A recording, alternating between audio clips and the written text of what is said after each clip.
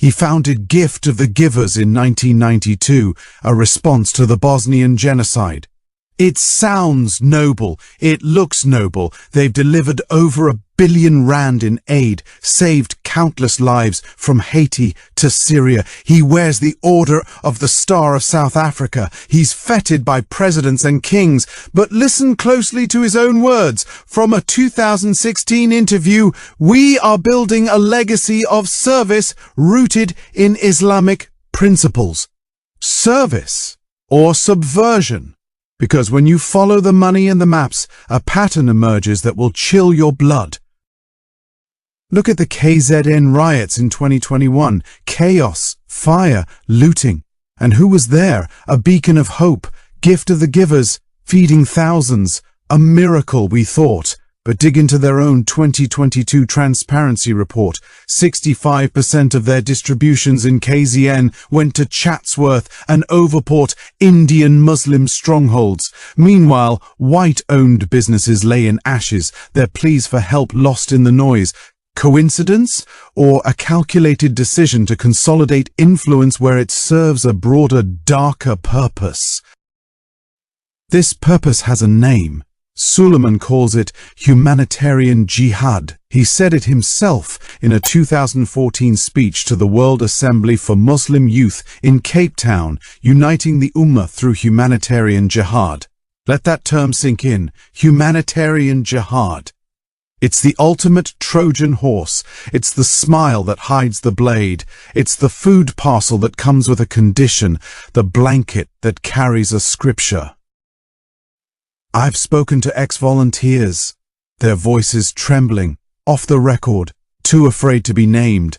A colored Christian from Athlone told me a story that should shake every one of us to our core. He said, "They fed my family when we had nothing. We were so grateful. But then the questions started. Why don't you pray 5 times a day? Would you like to learn more?" He looked me in the eye and said, "It starts with a meal and it ends with a mihrab. It starts with a meal and ends with a mihrab. That is the blueprint." And the tendrils of this network stretch across the globe, right into the heart of our suffering. In 2018, Gift of the Givers partnered with TİKA, the Turkish government's aid agency, to drill boreholes in Mahikeng.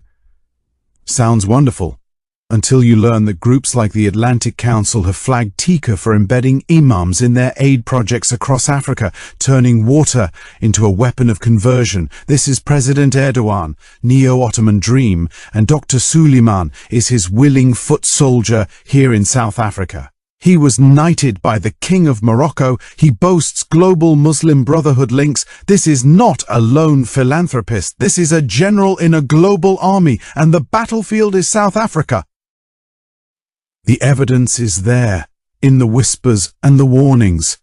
Their youth programs in Soweto, training thousands of teens in disaster response. A 2022 investigation found they included mandatory iftar sessions during Ramadan, subtly, insidiously shifting Christian and atheist kids towards Islamic observance. In 2020, during COVID, 1.5 million meals were distributed in the Western Cape, but eyewitnesses reported they were bundled with Quranic literature. This is not relief. This is replacement, soft, smiling, and utterly unstoppable if we keep applauding. And who pays for this quiet conquest? A 200 million rands warehouse in Cape Town funded by Saudi donors that doubles as a cultural center, a recruitment ground for a faith that is not native to this soil. Their 2024 partnership with Qatar Charity for Gaza Relief raised 150 million rands from well-meaning South Africans, while investigations whisper that the money finds its way to Hamas-linked schools in the West Bank. Is that the future we're funding for our own children? Charity today, caliphate tomorrow?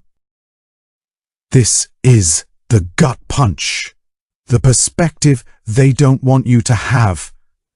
While the ANC's corruption hammers the black majority and a special whispered cruelty is reserved for minorities, Colored communities sidelined, Indians caught in crossfire. This so-called charity offers a solution that is itself the final problem. It preys on desperation. It weaponizes generosity. It sees our pain, our inequality, our government's breathtaking failure, and it doesn't see a tragedy to solve. It sees an opportunity to exploit. So I ask you, my fellow South Africans, what now? Do we sit back and allow our nation to be salami sliced away, gift by benevolent gift? Do we let the rainbow nation be rebranded in a single color? Your voice is the alarm bell that can wake a sleeping nation.